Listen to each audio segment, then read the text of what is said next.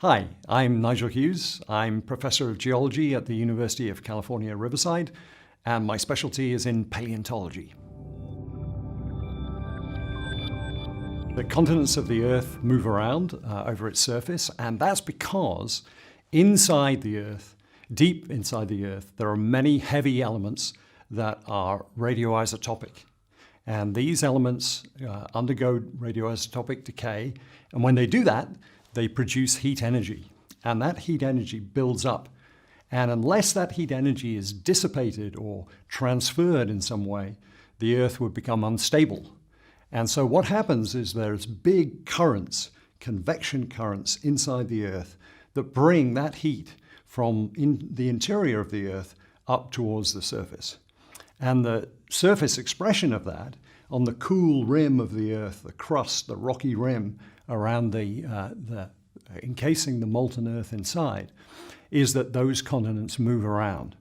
And new material is injected, new molten hot material is injected in the joints between the plates of the Earth, and that cools the Earth down. And the other thing is that at other joints in the Earth's crust, the cool old seafloor, the heavy old seafloor, sinks down beneath the continental crust, and as it does, it gets heated up, and that process of heating the crust that's sinking cools the Earth's interior. So it's a process to dissipate all that heat energy, and it involves dragging around the plates on the surface of the Earth.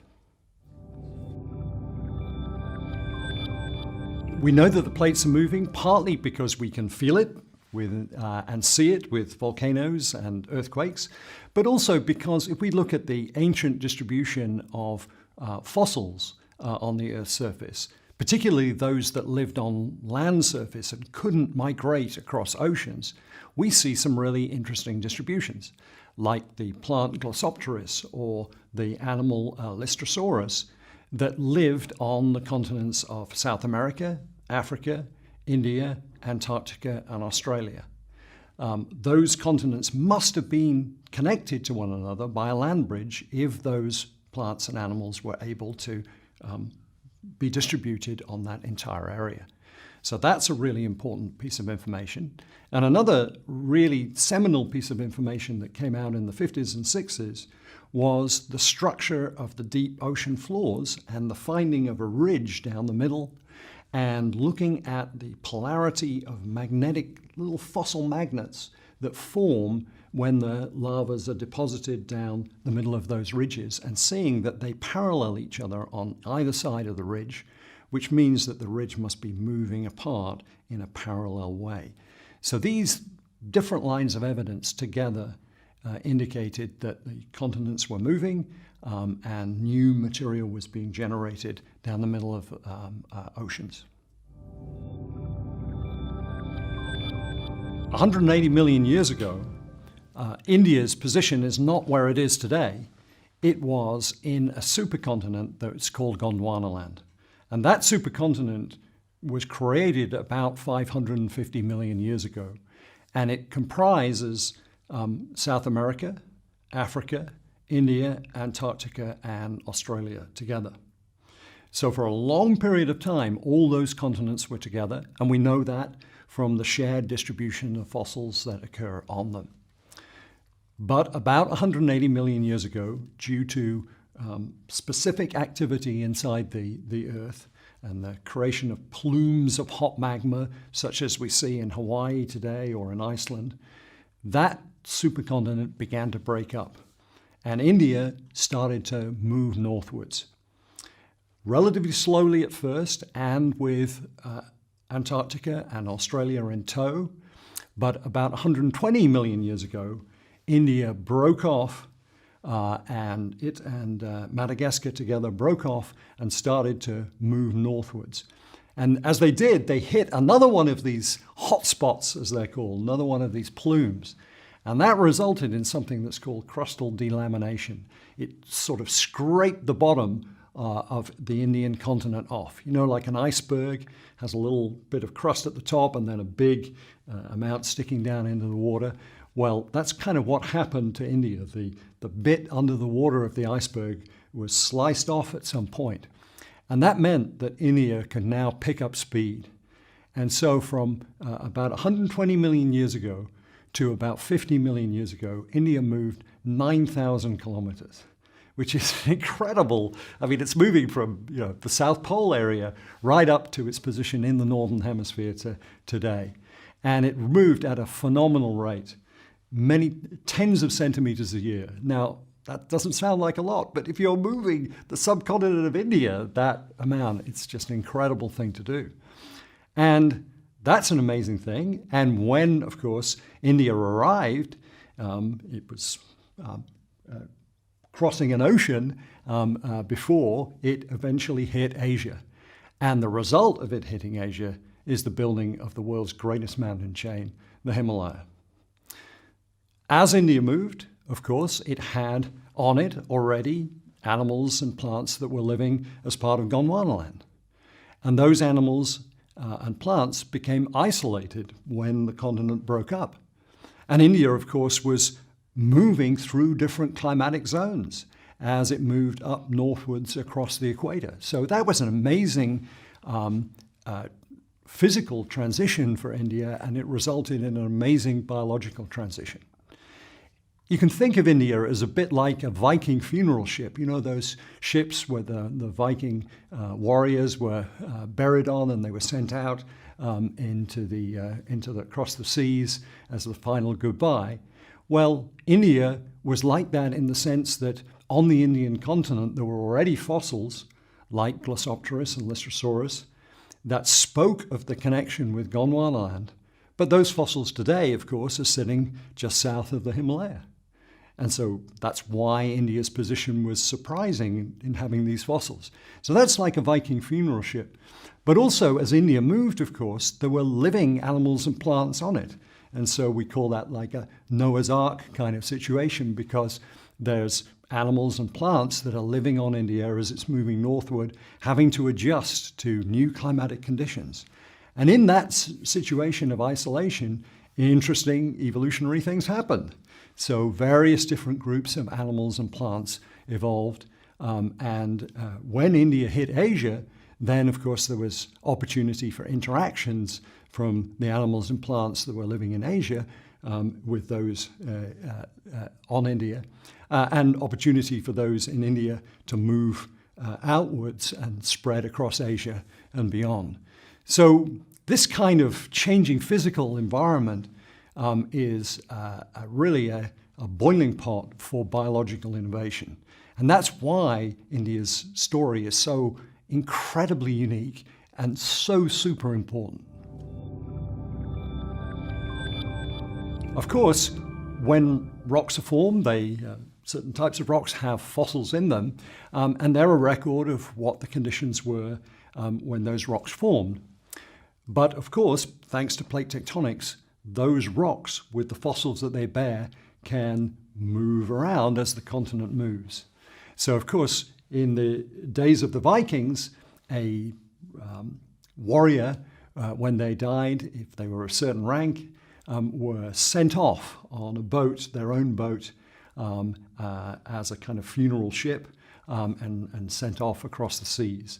So we can think of that being a little bit like India with its trove of fossils that were once living on Gondwanaland, and then as Gondwanaland itself broke up and India moved northwards, so that treasure trove of fossils were moved with India as it moved north. And when they hit the Asian continent and formed the Himalaya, and we look at that distribution, and early geologists looked at that distribution, they found things that were characteristic of the southern hemisphere occurring in the northern hemisphere.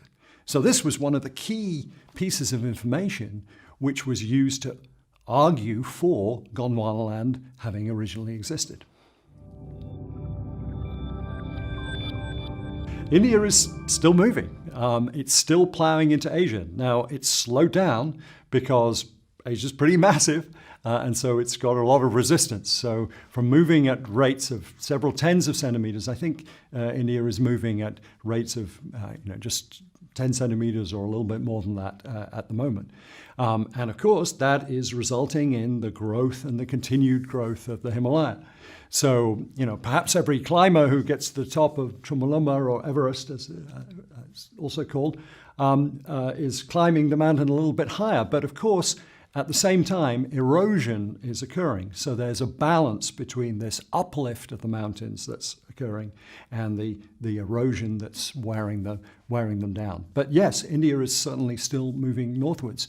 And great earthquakes like the big earthquake in Bhuj or that in Nepal are the result of that movement.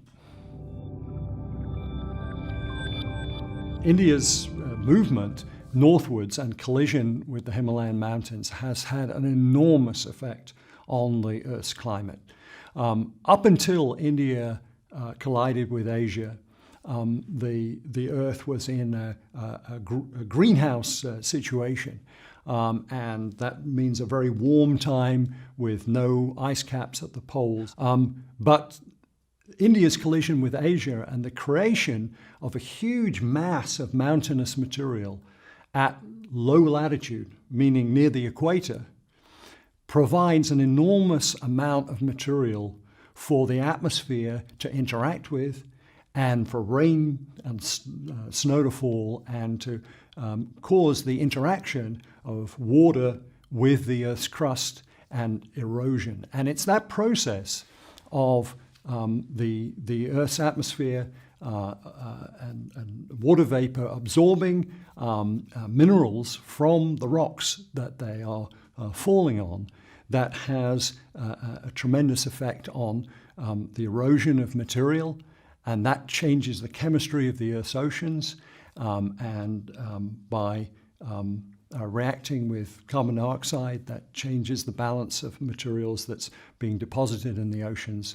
and resulted in the cooling trend that happened in relation to the formation of the Himalaya. So the Himalaya is the world's greatest mountain chain. It's a very dramatic topography.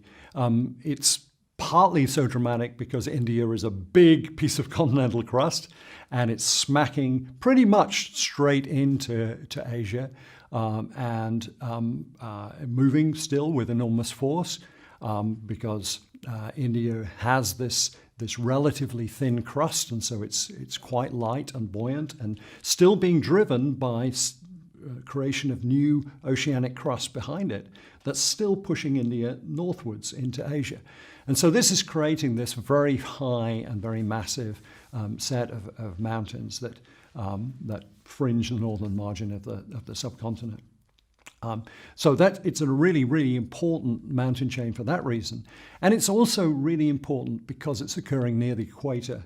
And that means an area where there's the maximum heating of the sun's energy is coming in. It's driving climatic cycles. The water vapor is relatively warm. All that means is that chemical reactions occur at a faster speed than they would do near the poles.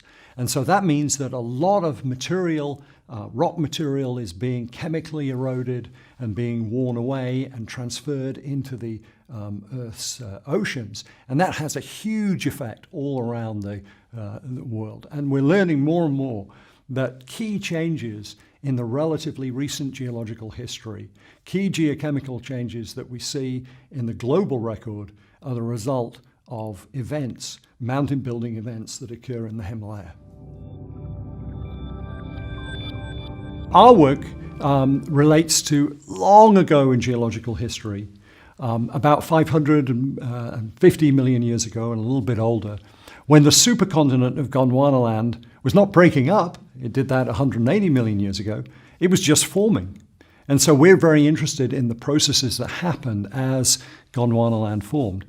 And as we know from the distribution of Gondwanaland, what is now the northern margin of India, abutting into Asia and where the Himalaya occur, was at that time the part of India that faced the ocean.